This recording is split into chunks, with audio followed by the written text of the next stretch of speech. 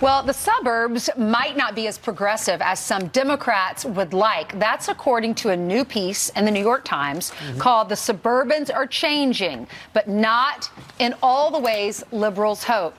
So, it is a mistake to think suburban voters are embracing the Democrats' message. Joining us now to weigh in on this is Fox News contributor and president of the independent Women's Voice is Tammy Bruce. Tammy, thanks for joining us. Good morning. My pleasure. What were the highlights when you read this article? Well, it was interesting, the article, and I agree with some of it and disagree with other parts, but they're recognizing that something did happen in the midterm, but it's not about like a big party change, that it was a dynamic responding to perhaps other aspects. My argument is, sorry, I just ran up here. I know.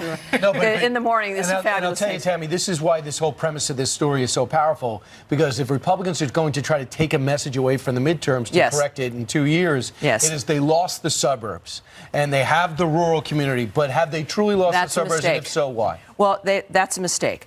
This was a message. I consider it a shot across the bow of the GOP ghost ship. What happened is that you've got, they gave the Republicans the House and the Senate and the White House. Promises were made about Obamacare, as an example, which did not materialize. Repeal and replace. Repeal and replace Obamacare. We watched that play out in public. It didn't happen. That was a major issue. But I contend women in particular are voting now, certainly on the issues. They're not voting on whether or not they like Donald Trump. I can tell you that now because he's a known entity, right? They understand him. They're voting on being betrayed. And they're sending a message that we want something to change. And the GOP, that's the lesson that they can learn, and they have to adapt to it. Let's just take a look at some of the headlines after the midterms. USA Today said the suburbs turned on Republicans and Trump.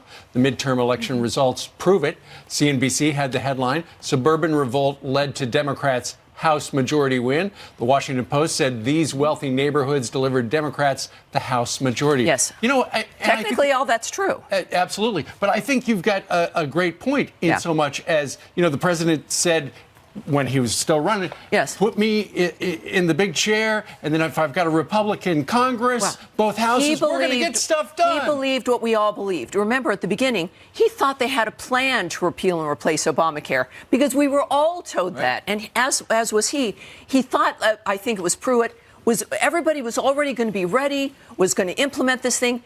I believe he was as surprised as we were that this was something that, in fact, they never really intended to do. They never expected to get the White House.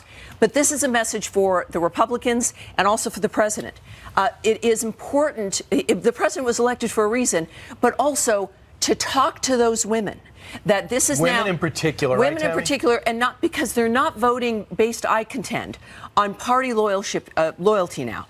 It's about communication has expanded to such a degree that we're voting, whether you're in the urban area or in the suburbs, for what's best for the family. It is about the economy, but health care impacts the economy.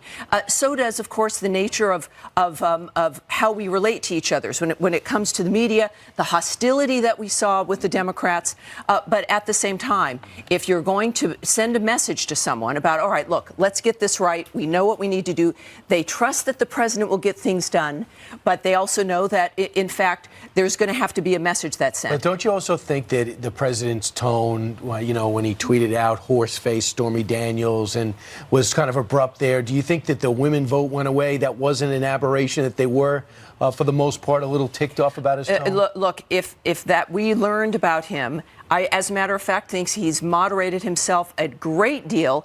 And I think if we're talking about tone, I think that when you're watching people being chased out of restaurants, when you're watching women of the GOP in particular being attacked as either being traitors or not real women or abandoning their gender, or as Nazis, that is equally as ugly and, in fact, personally dangerous. When the wives of television hosts have to hide in a pantry to avoid a mob in front of their home, no matter who they are, that is, of course, appalling to the American people.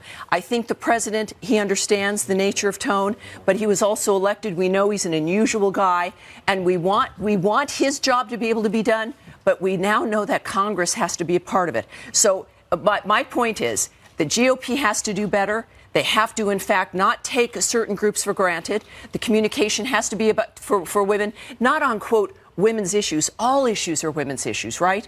But it's about recognizing that betrayal now is an issue, and if people are not going to be voting necessarily on a party line, then they're voting on a line for America, that we're partisans for the country. And the Democrats should keep this in mind. What happened with Kavanaugh was appalling. And if they think that's going to continue, American women will reject that as well. That's why the Republicans kept the Senate. Right? So it's been a GOP ghost ship for the suburban areas. We want action. The president's a man of action. He is the one to follow. And I think that we're going to see that play out in the next 2 years. Tammy Bruce, thanks so much. Thanks, Tammy.